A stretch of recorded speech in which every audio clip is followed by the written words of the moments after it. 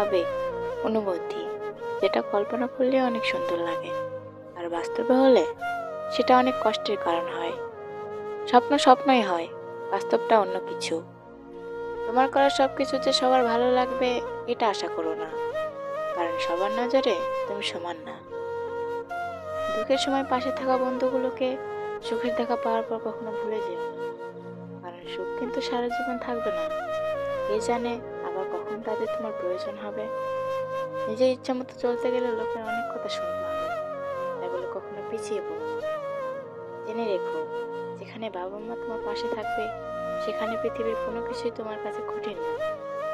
তুমি শুধু মানুষ প্রয়োজন হলেই সবার সাথে কথা বলবে, প্রয়োজন ফুরালে তোমার দিকে ফিরেও চাইবে না। গুরুত্ব তাকে বেশি দাও যে তোমাকে গুরুত্ব দেয়, তাকে দিও না যে তোমাকে এড়িয়ে চলে। তাকে ভালোবেসো না যে তোমাকে সময় দেয় না, তাকে ভালোবাসো যে কখনো তোমার পেছন ছাড়ে না, তোমাকে চোখের আড়াল হতে দেয় না।